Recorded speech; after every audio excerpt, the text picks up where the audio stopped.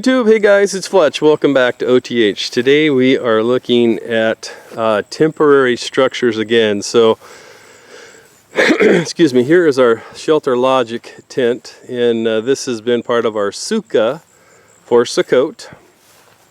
And we had that set up as kind of a living room of sorts with a table and places in there where we could eat. And then this is what we were sleeping in, and this is the Cabelas Alaknak tent. And I believe it's 13 by 28. I can't remember off the top of my head, but if that's not completely correct, I'll put it in the item description or annotate it. But anyways, so the idea here is shelter in a box, or temporary SHTF WROL living structures. And both of these structures here could be put in a storage facility somewhere on your property and saved for a later time or a rainy day, quote unquote, as the story goes. But and as I was talking about before, this structure over here, which is basically the equivalent of a one-car garage more or less, by ShelterLogic, it's a decent structure. However, you couldn't have a stove in there or anything. There's no windows, there's very little ventilation, different things like that. So yes, that would be a decent solution. And that is quite a bit less than this. Oh, sorry, I'll try to move the camera slower. These are, the last I knew, about $2,300 or something like that. So that's a big investment. Now, having said that, this whole tent will go into one bag that 2 adults can carry. If you're a big beefy dude, you might be able to carry it by yourself, but more than likely it's going to take 2 adults to carry that tent. And this tent has proper ventilation. It has a very high ceiling. You can see the tops of the tent there, and it has guy lines that go all along it. And these tents can buffet very strong winds. We've had this tent now for 3 years, I think, or a tent like this for 3 years. And it's definitely buffeted some heavy winds. But here's some ideas for you guys that are out there for some solutions for temporary shelters that are out there that would fit in a box, so to speak. You can see there it's the Cabelas Outfitters series, and it's the Alaknak tent. And this is the largest tent. There's 3 sizes of this tent, and actually, if you look right here, it looks like one of our guy lines has come off, and it has. We haven't been sleeping out here in a couple of days, but looks like the dog probably came and pulled that guy line out right there, so that's why there's a dip in it right there. That hole right there is where the stove flue pipe would come up out of it. And you can see on the outside that the tent has 2 windows, 1 and 2 down there. And then these are the vent baffles. This material on this Alaknak tent does not breathe. And the way that they overcome that is by putting vents in. So if you look at the top, there's a vent there, there's a vent there.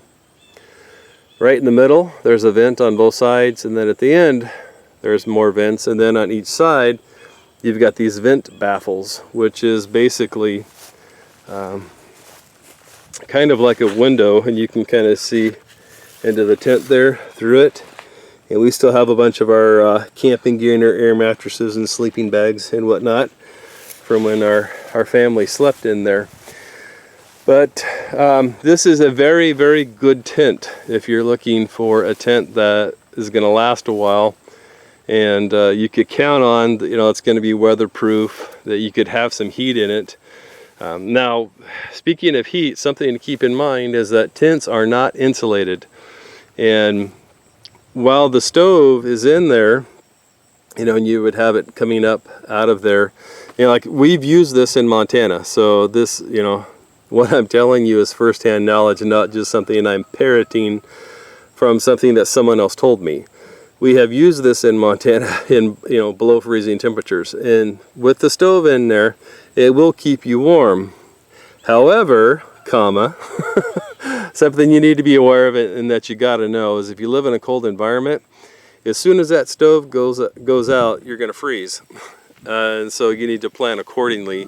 I know, like in the military, we used to do fire watch, and so someone would have to get up, or stay up rather, for like 2-hour shifts, and you would rotate through and to keep the fire going, to keep everyone else warm, different things like that. And so we're just kind of slowly walking around the tent here to give you an idea and a feel for it, of the tent and its layout. Now, one other pretty unique characteristic about this Alaknak tent, as you see right here on the end of it, it's got this covered awning, which is nice because it keeps, you know, if it's raining or snowing, it keeps the elements from blowing inside the tent. But they also have a vestibule, which goes over the end of it, which would extend the tent out another, I think they're 10 or 15 feet. I don't remember off the top of my head. And I think that they're about $300 or something like that. But you know, frankly, if the tent's $2,300, you could probably afford a $300 vestibule. But anyways, that's neither here nor there. But you can have a vestibule on both sides. So, you know, in reality, you know, you could have a let's see, 13 by 28. You know, so you got your square footage there, plus like I think those vestibules are like maybe 8 by 10 or something like that on each end, and so you're going to have a huge footprint. So, you know, like 48 feet footprint. So you would need a huge flat space that you would be able to do that. And also, while I'm looking at this, you can see this, you know, the tent's kind of sagging in a couple places there. That's not how the tent normally is. It's just because we haven't been using it for several days, and so we're not coming out and checking and tightening all of our guy lines like we would normally if we were staying in it. And if you've ever used a wall tent and understand such things, you know that that's part of the regular maintenance of a wall tent style tent, and keeping it functioning as you're using it for an extended period of time. Because we've had this up for I think 2 weeks now, since we first put this up. So you can see, you know, how it compares in size to like the ShelterLogic over here. But if you're looking for something that you could use as a temporary living structure, this might be another good solution for you. And like I said, they are completely waterproof, but the only downside to it is that you have to have the baffles open to allow the air to circulate through it, because if you don't, you will get condensate rain on the inside of it. And on the inside of it, it's nothing special. It's just a big open space with the very tall ceilings at about 15 feet, and it's completely open space. And there is no way to compartmentalize the inside of it. It's just one big open space.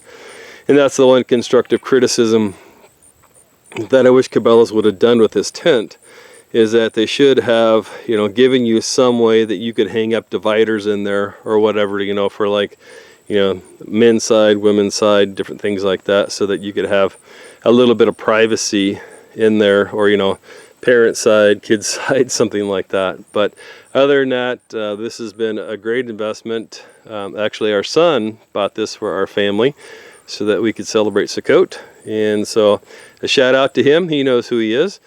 Well, folks, I hope you're having a blessed and wonderful day. If you have any questions about the Alaknak or the shelter over here, I'll do my best to answer them for you.